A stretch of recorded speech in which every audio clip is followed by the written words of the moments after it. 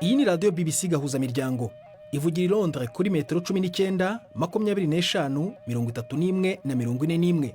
Ivugira ku mirongo ya FM mu karere k'ibiyaga bigari no kuri interineti kuri bbcgahuza.com.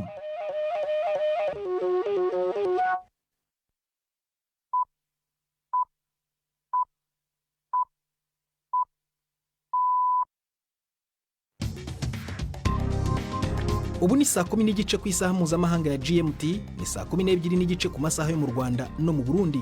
Muri studio muri kumwe na Prudence Ngiyumva. Weriwe hoteza amatwi BBC Gahuzamiryango aho hose ku isi, ikaze kuri radio kuri bbcgahuza.com, kuri Facebook ya live mu buryo bw'amashusho no ku mirongo migufi ya shortwave. Dore ingingo z'ingenzi amakuru turambara mu kanya kuri uyu wa gatatu tariki ya 10 z'ukwa 9. Umugore w'umunyakoreyakazi warumye igice cy'ururimi rw'umugabo wamufataga ku ngufu yagizwe umwere nyuma y'imyaka irenga 60. Mu Rwanda, Mico Myiza Jean Paul uregwa ibyaha bya jenoside we n'abamwunganira mu mategeko basabye urukiko rukuru gusemura icyemezo cyose cy'urubanza rwe muri Suwede yamwohereje mbere yo gukomeza kuburanishwa. Hari n'ikiganiro cy'abagore ndetse n'imikino nk'uko bisanzwe buri wa gatatu.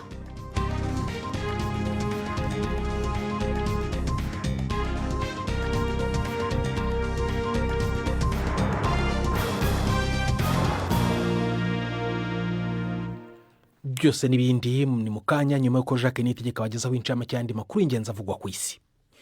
Minisitiri w'intebe wa Pologne Donald Tusk yavuze ko igihugu cye kirushaho gusatirwa n'intambara ku nshuro ya mbere kuva harangiye intambara ya kabiri y'isi yose. Pologne iravuga ko drone z'Uburusiya zinjiye mu kirere cyayo mu gihe bwagabaga ibitero kuri Ukraine mu ijoro ryakeye, kandi ko zimwe muri izo drone zahanuwe n'indege za Pologne n'iz'umuryango wo gutabana wa OTAN.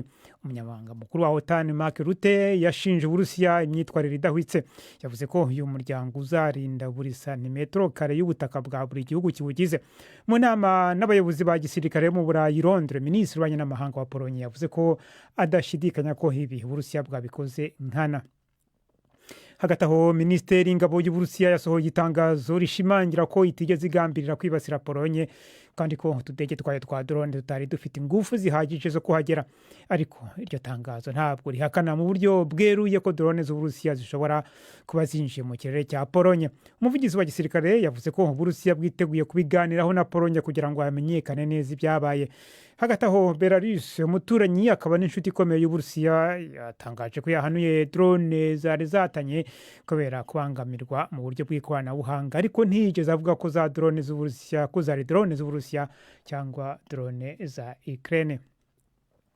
Mu gihe isi ikomeje kwamagana igitero cyagabwe ku bayobozi ba Hamas muri Qatar, ejo Israel yiyemeje gukomeza gukurikirana abanzi bayo mu gihugu ndetse no mu mahanga.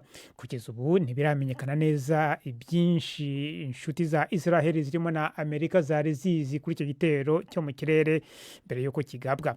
Hagati aho, ibitero bya Israel muri Gaza byo birakomeje. Ni inkuru ya Waya Davis mugezweho na Prime Dikumagenge.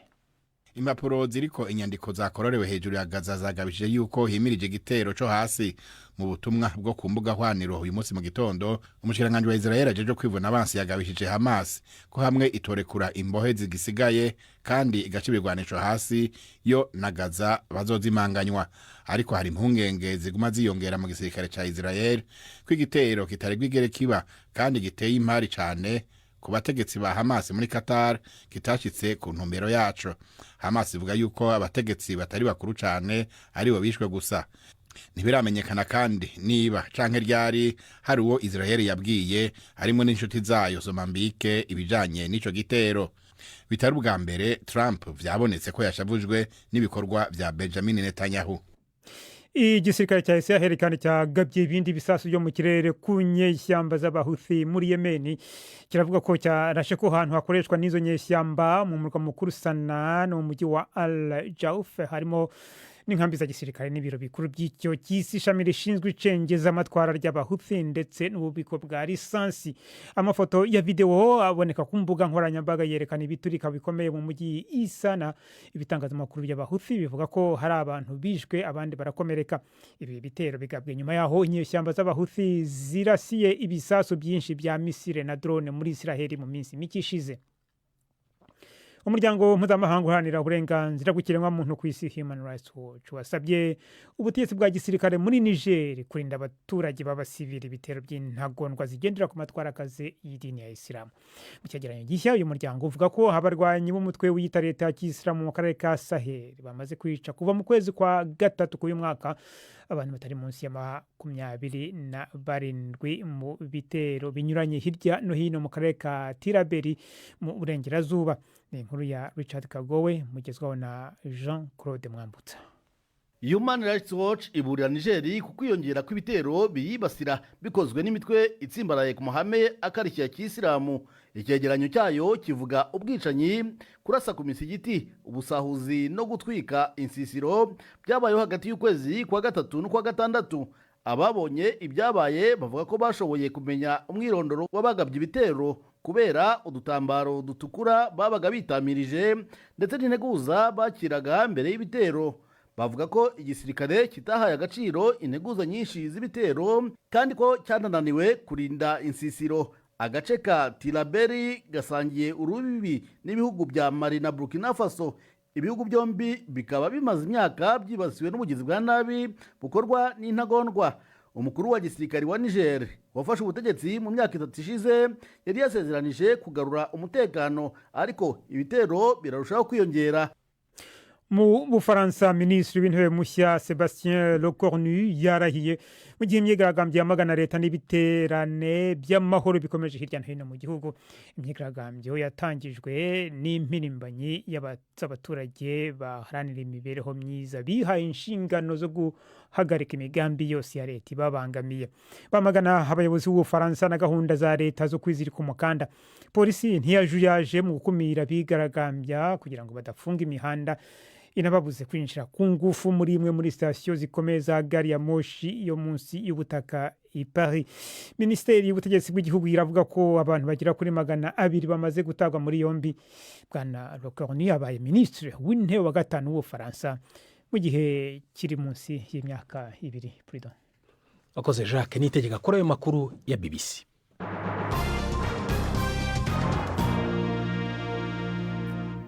Ikaze ku makuru arambuye duhera mu Rwanda ho Mico Myiza Jean Paul n'abamwunganira mu mategeko basabye urukiko rukuru gusemura icyemezo cy'urubanza yaburaniye muri Suwede kigashyirwa mu Kinyarwanda mbere y'uko urubanza rwe rukomeza. Mico Myiza woherejwe mu Rwanda n'igihugu cya Suwede muri 2022 aregwa ibyaha bya jenoside, ubufatanyacyaha muri jenoside no gusambanya abagore nk'icyaha kibasiye inyokomuntu. Ibyaha uburana ahakana.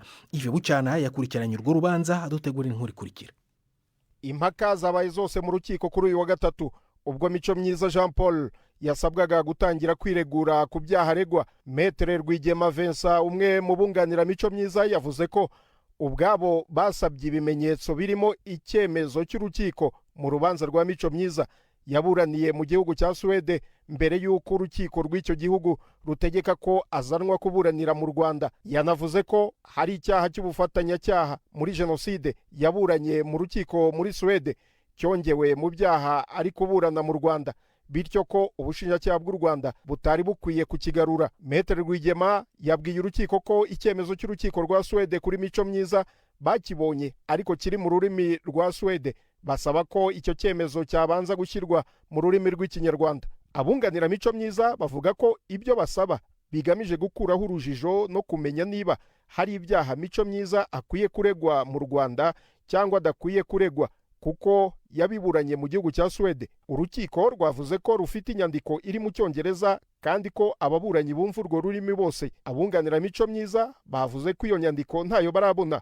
Umushinjacyaha yavuze ko batse inyandiko mu gihugu cya Suwede bayohererezwa mu Cyongereza ikaba yabonetse mu gitondo. Avuga ko bagerageje kuyishyira mu ikoranabuhanga ry'urukiko ntibyabakundira, bayiha umwanditsi mukuru w'urukiko. Urukiko rwatanze umwanya wo kugira ngo uregwa n'abunganizi be bacisha amaso muri iyo nyandiko.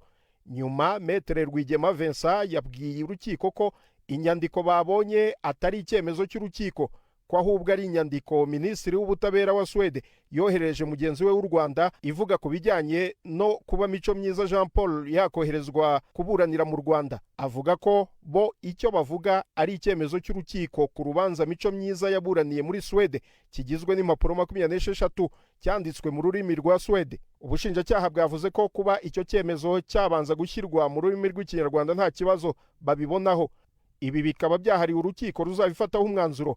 Micomyiza Jean Paul w'imyaka 52 yoherejwe mu Rwanda n'igihugu cya Swede muri 2022 ngo yiregure ku byaha bya jenoside aregwa gukorera hahoze ari umujyi wa Butare, ubu ni umujyi wa Huye. Yves Bucyana, BBC Gahuzamiryango, i Nyanza. Urakoze Yves. Umugore w'umunyakoreyakazi warumye igice cy'ururimi rw'umugabo wamufataga ku ngufu yagizwe umwere nyuma y'imyaka irenga 60. Uyu mugore Choi Maya yahamijwe icyaha cyo gukomeretsa umubiri nyuma yo kwirwanaho akanesha uwamuhohoteraga. Ariko uyu munsi urukiko muri Korea y'Epfo rwatesheje agaciro icyo cyemezo cy'urukiko. Nkuru ya Jean Mackenzie muragizwaho na Jean Claude Mwambutse. Choi yari afite imyaka 18 ubwo yarumaga ururimi rw'umugabo wageragezaga kumusambanya ku gahato, ariko aza guhabwa igihano kiremereye ugereranyije n'ibyo yakoze. Yamaze amezi 6 mu munyururu mu gihe cy'iperereza, aza guhanishwa igifungo gisubitse cy'amezi 10 mu gihe umugabo wamuhohoteye we yahanishijwe gufungwa amezi 6 yonyine, kandi nayo asubitse kubera kuvogera urugo rw'umuntu, ariko ntiyahanirwa kugerageza gusambanya ku gahato. Ntabwo yahise ajurira igihano kuko avuga ko atarazi uko yari kubigenza. Ariko nyuma yaho muri Korea hadukiye intero ya mitu, yashishikarijwe kujuririra umwanzuro w'urukiko. Nyuma y'imyaka 61 yahanaguweho icyaha. Nyuma y'umwanzuro w'urukiko yavuze ko ibyabaye byamuhinduye uregwa aho gufatwa nk'uwahohotewe. Kuri ubu ngo akaba yizera kuba isoko y'icyizere ku bandi bahohoterwa. Ya Jean Mackenzie. Ikigo cyo mu Busuwisi Waleda gikora ibikoresho by'ubwiza cyatangije inyigo igamije kureba amateka yacyo mu gihe cy'ubutegetsi bw'Abanazi.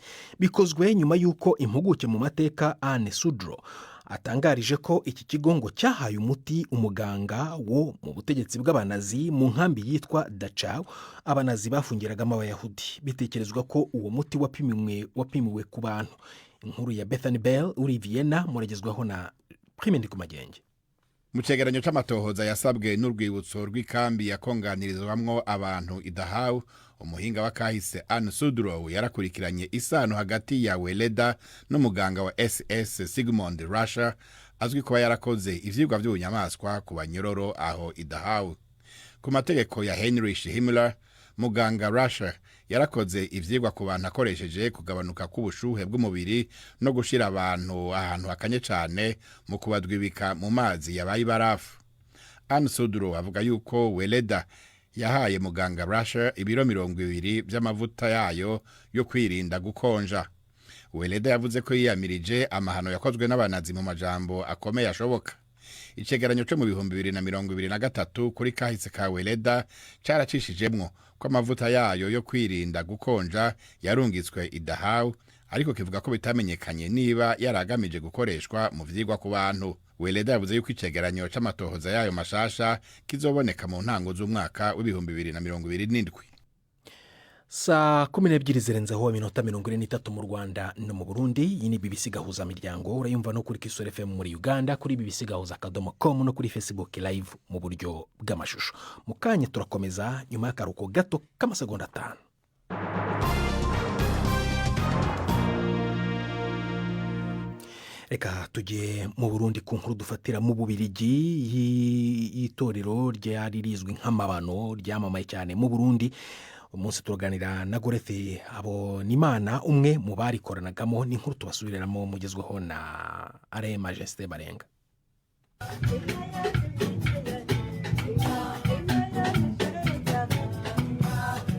Twari dukomeye kuri radiyo n'ubona.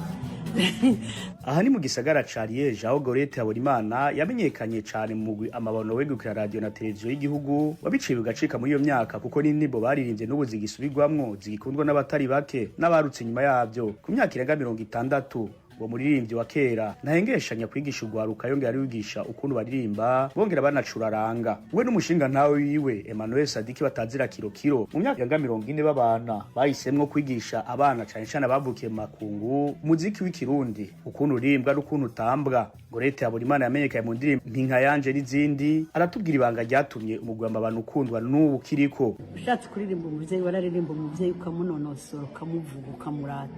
Ushatse kuririmba igihugu warakiririmba ukavuga n'akamaro kaco. Ushatse kuririmba inka waravuga n'akamaro kayo niki. Bwari ubuhinga bukomeye nkabigeni vy'amazi.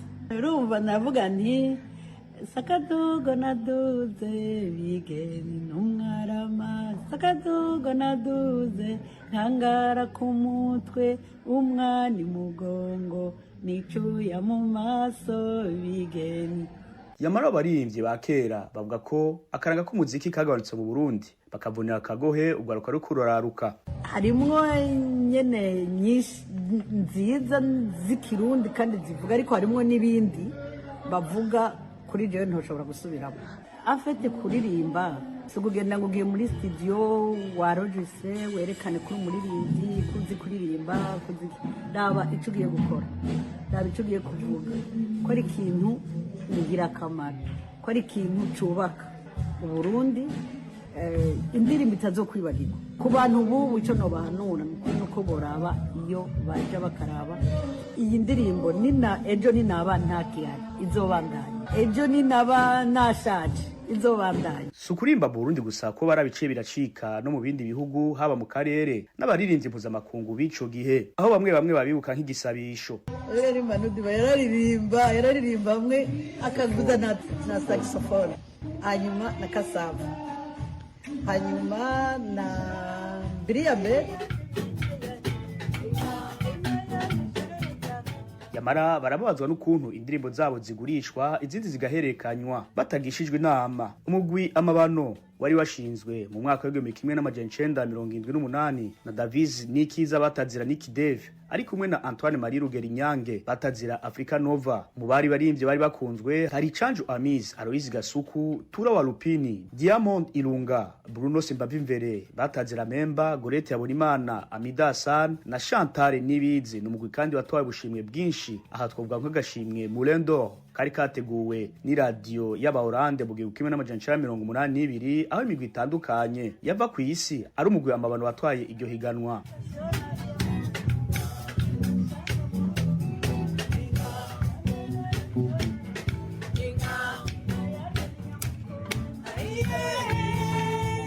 Yeje mu gihugu c'Ububirigi Alain Majesté Barenga.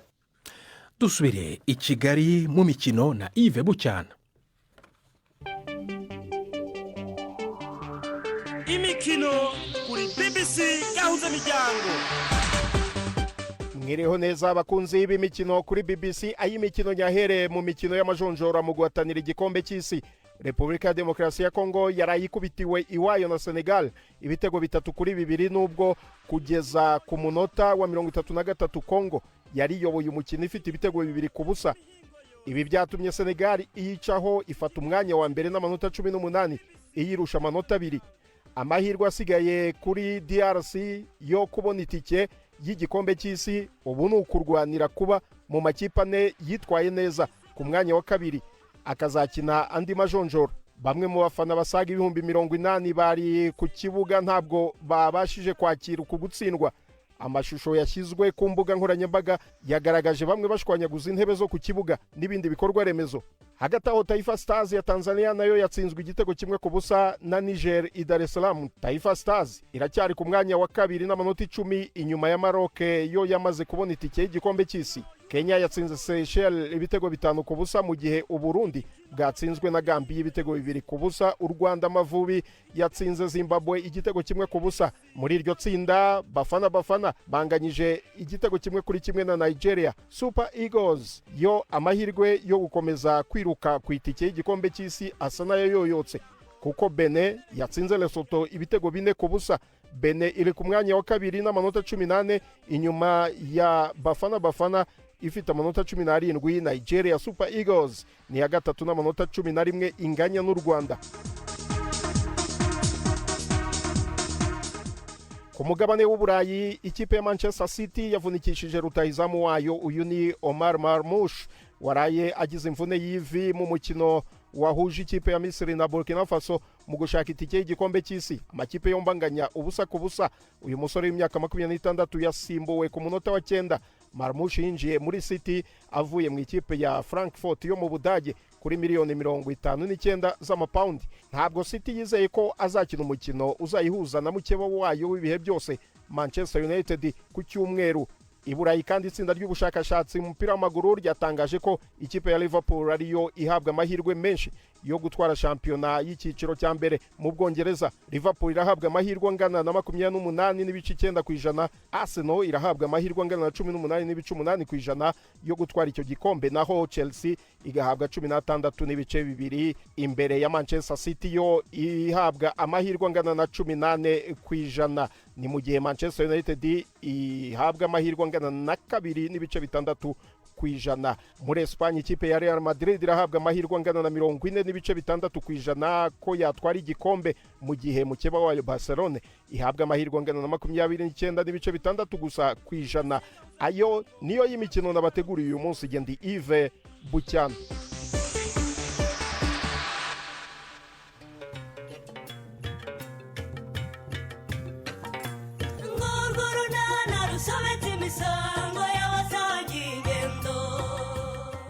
Mu kiganiro nacyo kuri wa kane twabateguriye, nanjye nari mbitekereje ko umwe muri twe yataha ukunda agasigara hano mu rugo. ahubwo se ubwo urumva atari wowe ukwiye kugenda Devo? Umva Shyaka di, kubera iki se? Genda ari wowe ngeze. Mwaramutse kwa Shyaka. Ihangana rwose turagusetse Kareme. Yuko ibyo ni ibiki? Ni 12:45 kuri BBC. Ntuzacikwe rero n'ejo kuwa kane hano kuri BBC Gahuza. Reka noneho mu ijambo Yvette Kabatesi mu kiganiro cy'abagore.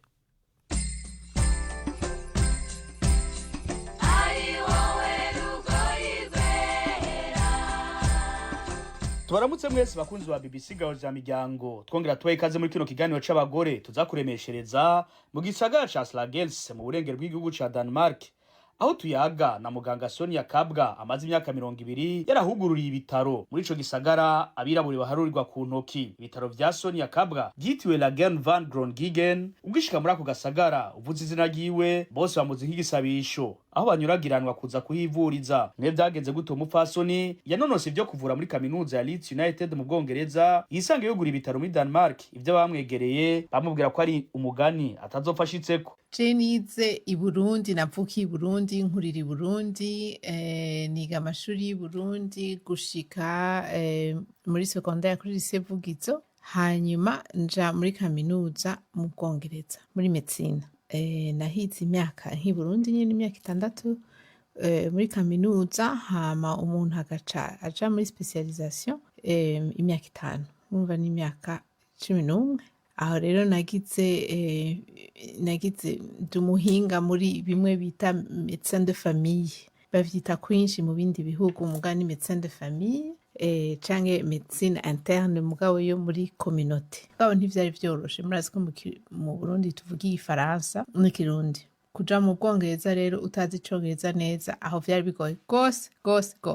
Natanguye mu shika n'igicongereza umwaka umwe, mugabo umwaka wari ugoye. Je naje ino nahejeje specialité yanje, donc naje iyo specialité nahejeje, donc ino naje ndondera ku kazi ka médecin de famille. Ukora aha anye muri clinique yawe urigaba, mugabo urumva biba bigoye kuko urumva kugura clinique si ibintu vyoroshe, ni investissement, bizofatwa ingana iki irihideni tira amahera muri bank uri umuganga, kandi sindi umuganga barihiye amahera amashuri. Yambara nubwo amaze kwandikisha izina ntivyoroshe kuko ururimi n'ivangura ruhu bitamworoheye. Aho rero vyarangoye hano muri Denmark kuko bo bafise n'abazungu ntibamenyereye iyindi mico cane, ugaca usanga nko muri village aho mba ugasanga nije nari umwirabure jenyine, nta bandi nabona, abaganga nta birabure, abagwayi nta birabure ni bake gose, iyindi mico. Nkibaza yuko baraza kunyemera, kandi ikirimi caragoye kuko ikirimi cabo nta na rimwe nari bwacumve kandi naronse umwanya muto rwose wo kuciga kuwundi urumva ukeneye amahera yo kubaho nari natanguye umuryango aho vyarangoye rwose cyane kubona abagwayi batumva ivyo ndiko ndababwira naramaze amezi nkane nibaza nti nta mugwayi azogaruka kunyivuriza kandi biraborohera witwariye umuganga canke kwitwarira systeme babonye ati batuzaniye umuganga atavyazi mugabo je naragize ingorane yo kwibaza yuko bibasha ninavura umuntu nawe agapfa kubera atumbise ivyo ndiko ndamubwira canke ntatahuye ivyo ariko arambwira mugabo naranyarukije kubabwira nti sindumva ivyo muriko murambwira ndafise dictionnaire mumfashe mwanya turaza kumvikana baranyemerera mugabo n'abandi batemeye ngo sinavyegereje umutima cane. Ikindi nuko yakubagoba akatari gake yamara ntivyamuca intege. Bariho abantu bagukengera, hariho abantu bakwitwarira, hariho abantu bakuvugisha nabi bararondera uwo batakwishavu. Hariho abantu bahatswe kunkubita, hariho abantu narenze guhamagara police, hariho abantu uja kuvurira muhira ukagira ubwoba, hariho abaguhakwa kugukubita, hariho vyinshi.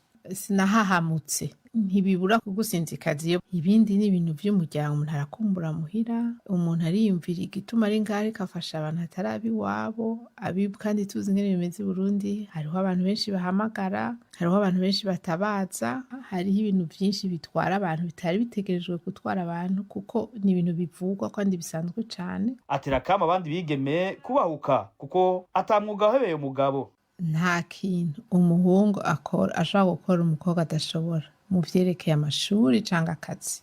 Nta kintu na kimwe umuhungu ashobora kwiga umukobwa adashobora kwiga. Mugabo bitangurira muhira mbwira ahubwo abavyeyi bitangurira mu bavyeyi. Ivyo bintu bitangurira hasi mu ndero yo hasi mu bavyeyi by'umwana yumva ushatse ikintu gishiremo ingo. Abo bana b'abakobwa hama ntihagire umuntu akubwira ko atabyishobora ubishaka. Nyano cyo dusoza kino kiganiro c'abagore twaremesheje muri Denmark. Dushimire mwese mwari muteze yompi ale majesté barengana kibashikije nkabanda yifuje kuranirwa mu byanyu no mu banyu naho ubutaha.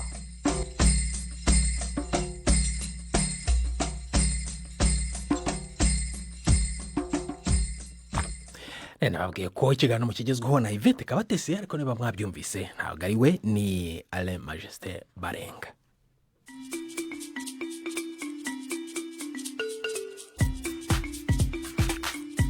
BBC Gahuzamiryango yabateguriye uburyo bwo gupakurura ibiganiro vyayo mukabibika muri telefone ngendanwa zanyu canke computer mukaza kuvyumviriza igihe cyose mubishakiye.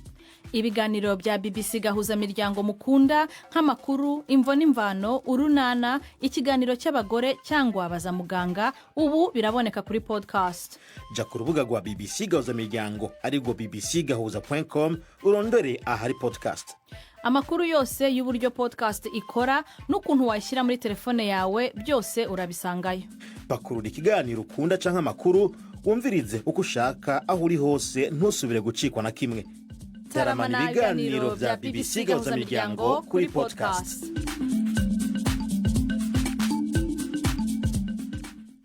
Mbere gusoza amakuru yo kuri wa gatatu Jacques Nitegeka agarutse muri studio kutwibutsa amwe mu makuru ya BBC avugwa ku isi. Minisitiri w'intebe wa Polonye Donald Tusk yavuze ko igihugu cye kirushaho gusatirwa n'intambara ku nshuro ya mbere kuba harangiye intambara ya kabiri y'isi yose. Polonye iravuga ko drone z'Uburusiya zinjiye mu kirere cyayo mu gihe bwagabaga ibitero kuri Ukraine mu ijoro ryakeye kandi ko zimwe muri izo drone zahanuwe n'indege za Polonye ndetse n'iza OTAN. Hagati aho Minisiteri y'Ingabo y'Uburusiya yo yasohoye itangazo rishimangira ko itigeze igambirira kwibasira Polonye kandi ko utudege twayo twa drone tutari dufite ingufu zihagije zo kuhagera. Mu gihe isi ikomeje kwamagana igitero cyagabwe ku bayobozi ba Hamas muri Qatar ejo, Israel yo yiyemeje gukomeza gukurikirana abanzi bayo mu gihugu imbere ndetse no mu mahanga. Igisirikare cya Israel kandi cyagabye ibindi bisasu mu kirere byo mu kirere ku nyeshyamba z'abahuthi muri Yemen, kikaba kivuga ko cyarashe ku hantu hakoreshwa n'izo nyeshyamba mu murwa mukuru Sana no mu mujyi wa Al Jauf. Umuryango mpuzamahanga uharanira uburenganzira bw'ikiremwamuntu ku isi Human Rights Watch wasabye ubutegetsi bwa gisirikare muri Niger kurinda abaturage b'abasivili ibitero by'intagondwa zigendera ku matwara y'idini ya isilamu. Mu cyegeranyo gishya y'umuryango uvuga ko abarwanyi b'umutwe wita leta ya kiyisilamu mu karere ka Sahel bamaze kwica kuva mu kwezi kwa gatatu abantu batari munsi ya 27 mu bitero binyuranye. urakoze Jacques Nitegekani. nawe tugejeje ku musozo w'amakuru yacu. ushobora kongera kumva kuri bbc-gahuza.com. twafashijwe na Paul Mason ku buhanga bw'ibyuma. Prudence Nyumva akoze guhitamo BBC Gahuza Miryango. uraraharyana.